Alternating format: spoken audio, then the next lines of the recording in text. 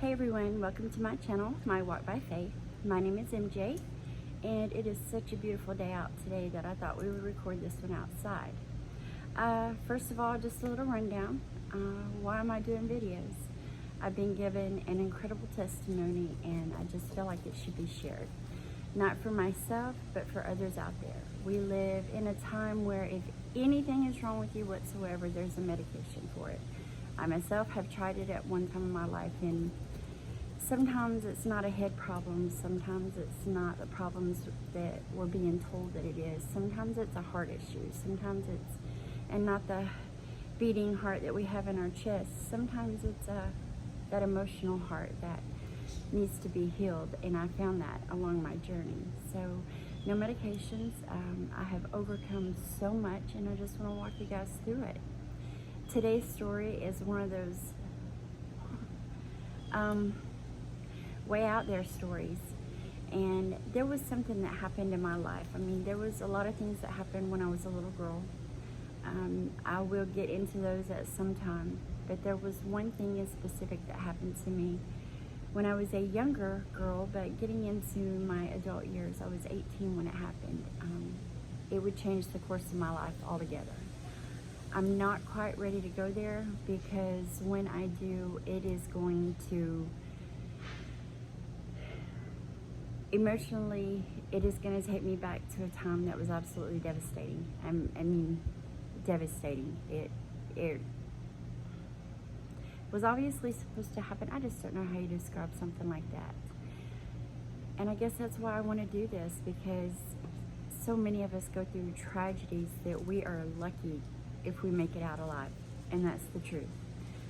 I didn't want to make mine out alive, and I stayed on that course of action for many years. Thank you, God. Thank you, Jesus, for watching over me and not allowing that particular act to go through. I had a couple of close calls, and thankfully he had me in situations where obviously it didn't happen. So I will tell that story. It's just going to be very emotional, and it's going to take me back to a place and a time that, just thinking about it now, it's really, really hard. It was devastating. So when this particular thing happened, like I said, I was 18. I had a few drinks before. I couldn't even call myself a social drinker. I was just a kid. I wasn't even old enough to legally drink, and at the time, I hadn't tried anything but smoking cigarettes. I was in the state of Texas, and in the state of Texas, if you were, I don't know how it is now, but I know at the time, if you were married to someone who was at least 21 years or older, then you could, legally drink. But as for me, at that time, I wasn't, I had a few too many, just a few times. But when this particular thing happened, it was a very odd situation, and looking back on it, and not just today, but years and years ago, looking back on it, it gave me chills, and I'll describe that why later.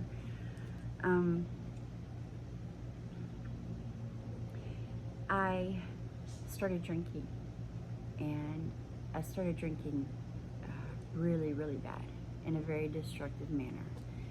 I chased off a lot of really good people in my life, and I didn't care. I didn't care. I felt unlovable. I didn't want to be, I wanted to be loved, but I just felt like it was impossible. So I was at a point in my life and stayed there for so long. At this stage where I'm at now in life, I can honestly say I still haven't been sober at least half of my life. The majority of my life, I was a drunkard. And at the age of 50, almost 51, I can still say that. So from 18 to, I believe, 46, drank every single day. Every single day, major alcoholic. Not a disease, a choice. So there was one particular night, I had gone back to Texas, and we'll get into that because you'll hear me say different things where I've said I went back to Texas, I went back to Texas, and we'll talk about that. But this one particular time, I went back to Texas, and oh, it feels so good out here. Beautiful, beautiful day. I hope this video takes over the wind and everything, but I couldn't resist to try it. So on one of these trips back to Texas, I guess I was probably 21 or 22. I was working, you know, I had 3 babies at the time, very little babies, like little stair steps. And I decided I wanted to go out. You know, at this point, I am still, I'm snowballing into the drunkard phase. And I decided after work I wanted to go out. I want to go to the club, dress up, go have some fun, shake my bottom, what have you. I was 21 or 22. I think probably 22. So I ended up, it started out I was supposed to go with a group of people. Just not safe, you know, to get as inebriated as I would end up being with several people, but they all backed out. Every single one of them backed out. And I was determined, I'm still going. I don't have any of the children tonight, and I won't have them tomorrow, so I'm gonna go. I am gonna go have some fun and have a few drinks. So I ended up going to this little club, and the town that I lived in was a dry county, so you had to drive pretty far out to get to some rowdier little places. And this particular club, I think, was probably, I am going to guesstimate, well, I'm not really good at this part, but I'm going to say at least 15 miles. I'm going to say about 15 miles. Anyway, so after work, I get everybody situated, and I wait till it's a little bit later in the evening. I was also using particular substance at this time, and also I just don't know how to say some things on here, so follow along. I'm doing the best that I can in little code language, I guess, but I also had a little side job with these extra substances at the time. And I have got my purse packed with all the goodies, and I am headed to the club. So I get to the club and had so much to drink. I went to school with the bartender, and at the end he told me, he was like, man, you had like 13 mixed drinks that I made you, not to mention what you were being bought. But I was constantly going into the bathroom, back and forth into the bathroom, and using this other particular thing. So it was keeping me from passing out, you know, from just passing out, blacking out. Anyway, go in. I want to say I had a good time, but looking back, that was not a good time. It was a horrible time. So the club is shutting down, and like I said, this is a dry county. So at the end of the night, the local sheriff department in that county, they would come up and they would park right in the parking lot area as I'm leaving. And I always carried my driver's license and the key to my car in my shoe. Anytime I went out, that's where I would carry everything, because I figured, you know, it won't get lost there. Nobody could get to it unless I kick my shoes off, and that's not gonna happen. So as I'm leaving the bar, for some reason I decided to park right up front. I parked right up front, and I am staggering and just obliviated. I am way beyond any kind of legal limit. My little dog's out here, so if you see me looking down or anything, she's running around. She's trying to get me to play fetch. So I go to walk out as best as 2 stumbly feet would walk, and I walk right in front of, y'all, I mean, like, there's a sheriff right here, and I am like, it's a window I didn't fall into, and he never even looked at me. It was like he never even saw me. By the time I got into my car, he was right in front of my car. So I'm just trying to play it cool, and if you've ever been around anybody that messed up, you know there is no playing it cool. I get into my car, which is a standard, and so messed up. I look down at my floorboard as I'm getting my key and my license out of my shoe, and I'm like, what is that extra pedal for? I mean, seriously guys, I can't even figure out why there's an extra pedal. and my floorboard. It finally starts, okay, that, whatever's working is working. I get back out. This cop still has not even looked at me at all. I am getting chills just thinking about how all this went down. So I back out of my little parking spot and I get up to the road. I get up and I get ready to make that turn back onto the street to start making the 15 miles just to where I ended up. Not even talking probably the 35, 40 miles back to my house. I know. It's a wonder I'm still here. But that's why I'm sharing these stories. I'm hoping somebody out there can hear this and just a light bulb go off or a heart melt and go, I'm there. That's where I'm at right now in my life. And continue to listen to these stories and let's get through it together. Use my mistakes, use my heartache. Let's get through this together. You are not alone. Don't let people tell you what you are. Don't let people make diagnoses about you. They have no idea, because if it's a heart issue, if you're dealing with a heart issue and something on the inside, I don't care who you go to or what they prescribe you, until you fix that heart issue, nothing is going to make it better. You're not going to get over it. Now, does it go away? No. Just telling my stories brings up all the emotions from when I actually was going through them. And when I tell the major thing that happened in my life, that major event, it's going to bring it up like it was yesterday. It's going to be rough. Anyway, back to the story. Not yet, baby. Not yet. So, I back out, get to the street, get ready to make that turn. And I remember just falling asleep. I literally remember just,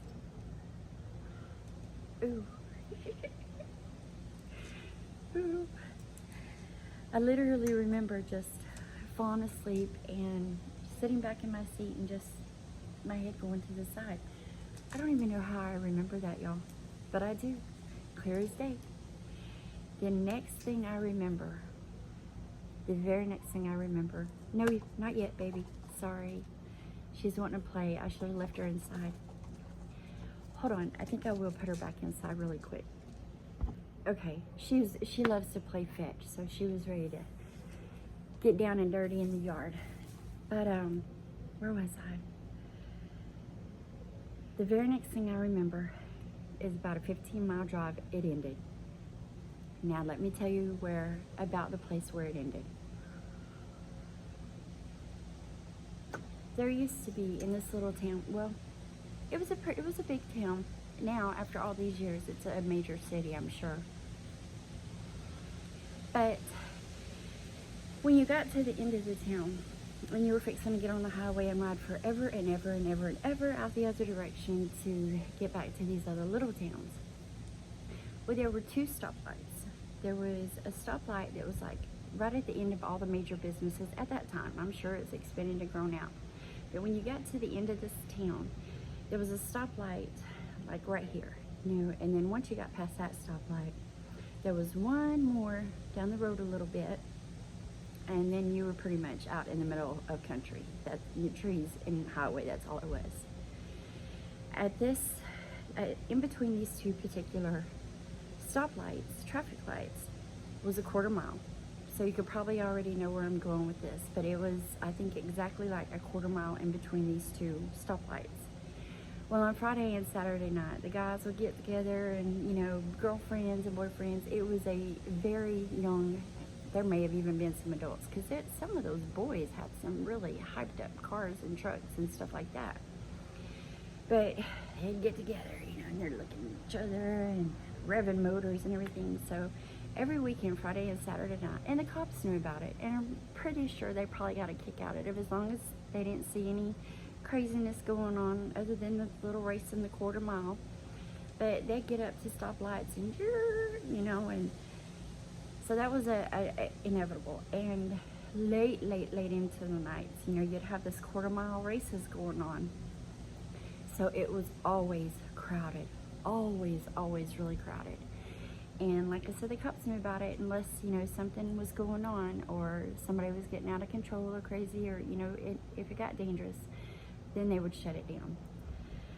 They just basically turn on lights and everybody would scatter. We're talking about kids that mom and daddy, they don't want to have to call mom and daddy or lose their precious automobiles. And some of them were really, really nice. Anyway, when I get stopped, I was about this far. I couldn't even walk in between my car and a big electrical, maybe they're called a transformer box that sits on the ground. I was that close. I was up on I had jumped the curb and was up on the ground right there in front of this big electrical box. Don't know how. I know how, but in my head at the time, I don't know how. I have driven all these many miles completely asleep. I didn't even feel like I had blacked out. I felt like I just laid back and went to sleep.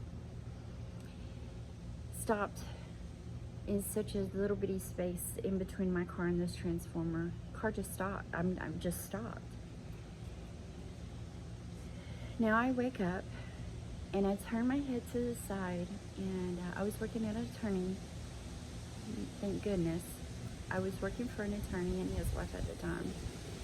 So when I turned my head, lo and behold, I am stopped. My head, when I turn to the side, the first thing I see is the office where I work. Well, I have keys. So I see this office where I work. Now remember, y'all, I am so messed up. I am so messed up.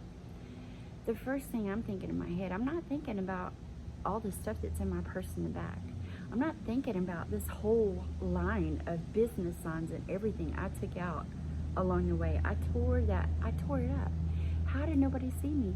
How did a cop not? We're getting there. So I get out of my car, and the first thing that I can think in this stupid state of mind that I'm in is, I need help. I need help. Now we're talking 3 lanes of traffic, maybe 2. 2 lanes of traffic one way, a big median turn lane area in the middle, and then 2 lanes of traffic on the other. On the opposite side of the road where my office was, there was a 24-hour gas station, so I'm thinking, okay, I could find somebody there. Because on the other side of the road where my car was a whole bunch of, it was a little shopping center, so they had many hours been closed. So I'm thinking, okay, somebody will see me. I get out of my car, shut my door, I go to my trunk. Well, no, I did not go to my trunk at that time. I had my keys. I take my keys, I shut my door. I start looking for help. I start looking first across both sides of the street. Across the street, I look both ways. Nobody. Absolutely nobody. This is a Saturday night. I get to the median, the turning lane area, and I'm standing there. Y'all, I am standing in the turning lane, and I'm looking all around. I'm looking over at the service station, the gas station that's never shut down. All the lights are on. Everything's bright. There's no accidents. There's no, other than the one that I've just had. But there's nobody. I am spinning around on the side of the road thinking, I don't understand. Where is everybody? I need help. I get all the way across the street. I still can't find anybody. I'm looking in the store. I don't see a cashier. I don't see anybody pumping gas. I literally, as far as my eyes could see, did not see one person or one car anywhere. So I make it into the office. Somehow I managed to get the door unlocked. I turn around, I lock it behind me, I just leave the keys in the door. I'm gonna call my boss and his wife, have them come help me sort some things out. But before I could even make it to a phone, I just slid down the wall. And this complete glass door to this office. And as soon as I did, I turned my head to the side and I'm just looking outside because, y'all, I'm in bad shape, really, really bad shape. And when I turn and look out this door, it's the street that it always is every single weekend. There are cars lined up and down the highway. There are people over at this gas station. It is a crowded Saturday night. everywhere, just like it always is.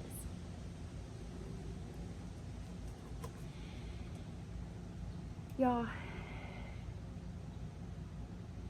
I know when you aren't raised in something, and I wasn't really raised either. I just had a very amazing grandfather who was not ashamed about his faith. And that's where I got mine from. That's where I was able to get a grasp of it and hold on to just little pieces of it throughout life to get to where I am. And I know, well, I can't even say that. I can imagine that if you haven't had that influence, if you haven't been raised around it, I can't even imagine what some of these stories sound like. But I have to tell you, that's why I'm sharing so much, and why I'm going to share stuff that I'd really rather keep to myself and just leave it way stuff down, because who really wants to deal with it? He, being God, is so alive, so real, and wants to interact with you on a daily basis.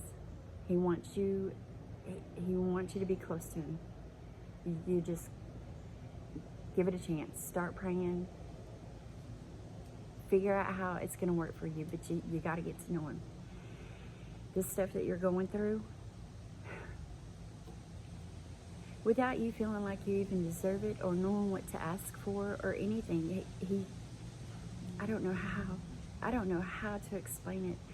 I don't know how to tell you to get started other than pray and get a Bible. And y'all, he literally, our creator, the maker of this beautiful planet that we live on, literally, in a way only he could, stop time somehow. How do you describe that? How does he, I mean, I know how he does. He's God. He's capable of doing anything. But how do we describe? I told this story to someone one time, and they said he parted the waters for you. And if you know that story, Moses, he parted the sea for Moses, and they got across, and then the water came back in on everybody else. But I like to say he stopped time. He completely. And then you think about those other people. There wasn't a pause in their life. There wasn't, any kind of crazy thing where everybody just kind of froze and then was set to the side. But he made a safe way. I never got in trouble. Nobody even never knew anything. Of course my boss, he helped me clean up the mess, but I never got in any trouble. I'm not saying that I shouldn't have. Don't get me wrong. I'm not saying that I shouldn't have. I'm just trying to tell you about the protection. Not one scratch on me. And just looking at my car from the outside, it still looked like the brand new car it was. Everything was it was completely totaled. Up underneath it, completely totaled out. But not one scratch on the car, as far as you could see without getting up underneath it.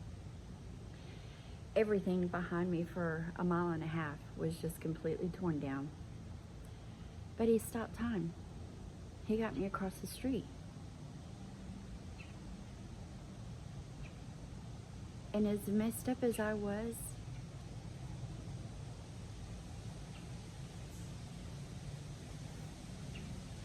he made sure I held on to that.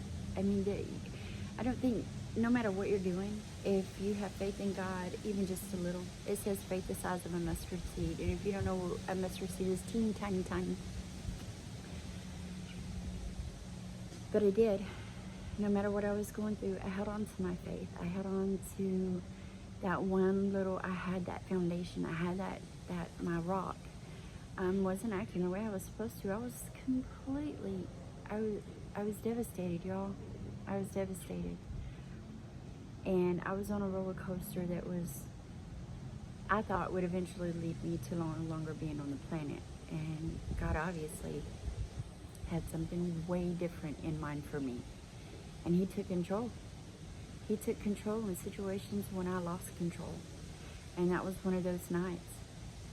our Father, my Creator, stopped time and got me safely across the street, safely into a building, locked up, and then let the world continue spinning the way it was spinning. How do you have something like that and not tell? And I don't care who thinks I'm crazy.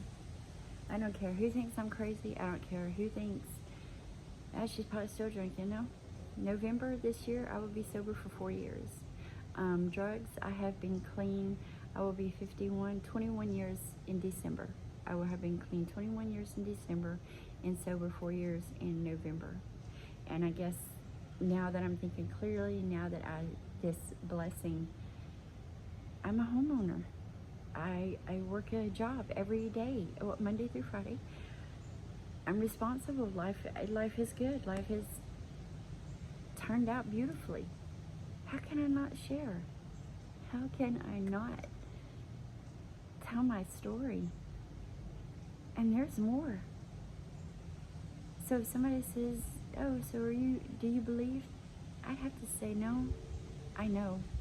I flat out know. A lot of people believe in Santa Claus, and he ain't real. I know God. I know Jesus. I know the Holy Spirit. And man, oh man, what a joy it's been in my life to have, and to go through everything I went through. It's okay. It's okay. Still not medicated. I don't even take things for cholesterol or heart or anything like that. I no medications whatsoever. Like I said, I'll be 51 in December, and God has got me in the most amazing and beautiful place, and I just want to take you guys along with me, tell you my story. Maybe anybody that's going through some stuff, hang in there. Hang in there. You need to find the right medicine, and I'm not talking anything a doctor's going to give. Now, I'm not a doctor, so I can't tell you to stop taking medicine or talk against it. It may be helping you for exactly what you need. But I'm just telling you, if you're finding yourself with huge amounts of anxiety, a depression that you can't seem to shake, no matter what, oh, everybody's saying, it's going to be okay. It's going to be okay. In your head, no, it's not. It is so far from okay. It is not going to be okay. So I'm just telling you. I'm just telling you how it happened for me. And maybe if you reach out to a different kind of doctor, it can happen for you too, because he's here, he's listening, and he wants you to cry out to him. But anyway, that's all I have for today. Be back in a couple of weeks with who knows what. He just has to lay it on my heart.